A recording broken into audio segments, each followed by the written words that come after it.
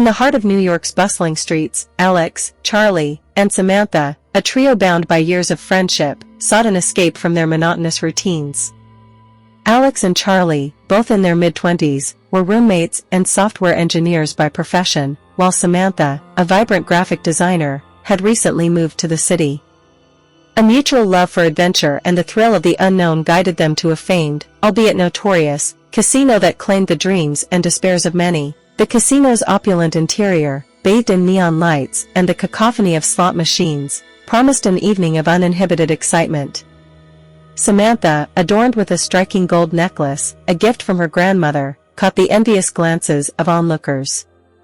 They decided to try their luck at the slots, betting meager amounts, relishing the momentary highs and lows that came with each spin. Their casual amusement took an unforeseen turn when Alex, on a whim, placed a larger bet on a machine rumored to be cursed. The digital reel spun with an ominous clatter, coming to a halt on symbols that spelled jackpot. The machine erupted in a symphony of lights and sounds, announcing their win. Bewildered and exhilarated, they found themselves in possession of a fortune that promised to change their lives. Flush with their newfound wealth, they ventured to an upscale restaurant, their spirits high, accompanied by Samantha's pet dog, a loyal and sprightly beagle named Buster. The evening air was crisp, and New York felt more alive than ever, pulsating with the promise of endless possibilities. Their celebration, however, was short-lived. As they dined, Alex received a cryptic phone message: "Enjoy the curse of the golden fortune. It comes at a price." Dismissing it as a prank, they continued their revelry, unknowingly stepping deeper into a web of sinister fates intertwined with their luck. The night culminated at a luxurious hotel, their laughter echoing through the marbled lobby as they booked a suite, dismissing the eerie message as a distant memory. As they settled in, the city's skyline stretching out before them, the sense of unease began to dissipate, replaced by the comforting presence of their friendship and the collective anticipation of a future brightened by fortune.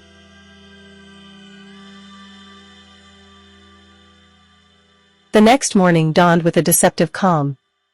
Samantha was the first to stir, her peaceful slumber interrupted by the absence of Buster. Panic set in as they realized the dog was missing, with only his collar left behind, placed ominously on the nightstand.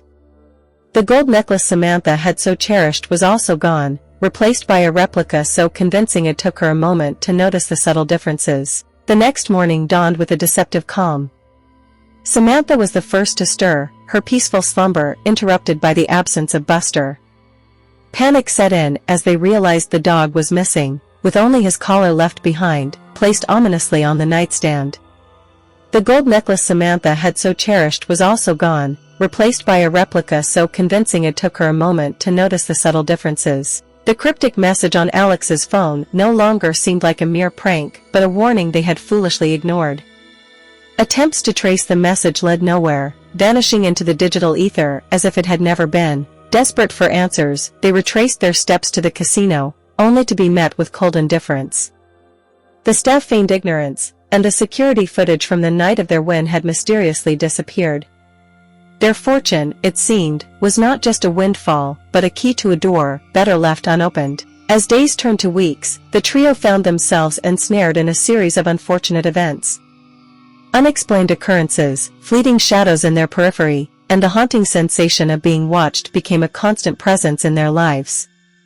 The money, which had promised freedom, now felt like chains binding them to a fate they couldn't escape. In a desperate bid to sever ties with the cursed fortune, they attempted to donate it to charity, only to find that the bank accounts holding their winnings had been emptied. The money vanished as mysteriously as it had appeared. Bound by a shared nightmare, Alex, Charlie, and Samantha realized that the true cost of their fortune was not the material wealth it represented, but the peace it had stolen from them.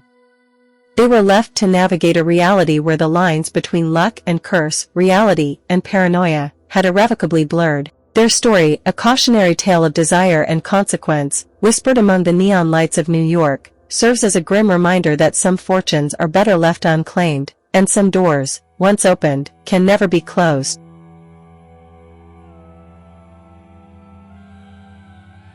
The relentless pace of New York seemed to mock their plight, the city bustling indifferently as Alex, Charlie, and Samantha grappled with their invisible tormentor.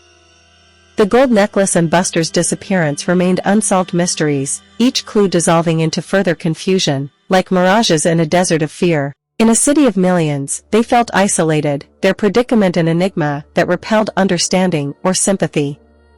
The trio, once buoyed by dreams and the promise of shared success, now found themselves divided by their ordeal, their once unshakable bond strained under the weight of suspicion and dread. Determined to reclaim their lives, they sought the help of a private investigator, a seasoned veteran of the city's shadowy underbelly. The investigator, intrigued by the peculiar nature of their case, agreed to take it on, delving into the casino's murky history.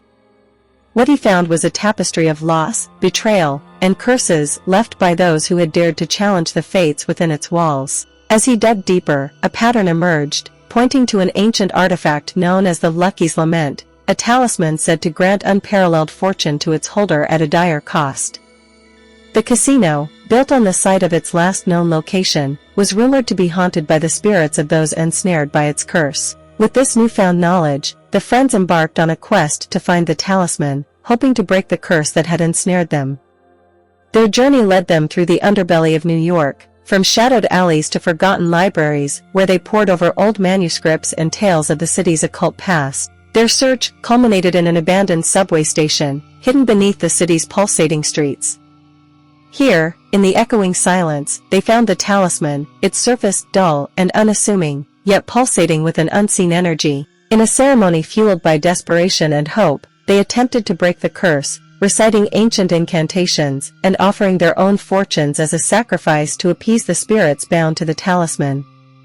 As the final words were spoken, a sudden darkness enveloped them, the air charged with a palpable energy, before everything fell silent. When they emerged, the city greeted them with the warmth of the morning sun, a stark contrast to the shadows of the night before. In the light of day, the curse felt like a distant dream, its hold on them seemingly lifted. The days that followed were marked by a cautious optimism. Buster returned as mysteriously as he had disappeared, found sitting patiently at Samantha's doorstep, his tail wagging as if no time had passed. The gold necklace, too, found its way back to Samantha, left on her pillow one morning with no explanation. Yet, the shadow of their experience lingered. They had touched something ancient and unfathomable, a reminder that some mysteries were better left unsolved. The city, with its endless mysteries, seemed to whisper secrets only they could hear, a constant reminder of the unseen forces that shape our destinies. Resumed, the bond between them now fortified by their shared ordeal. The experience had taught them the value of friendship, the strength found in unity, and the wisdom to respect forces beyond their understanding. In the heart of New York, amidst the clamor and chaos, they had faced the darkness and emerged into the light, forever changed but unbroken, their story a testament to the resilience of the human spirit in the face of the unknown.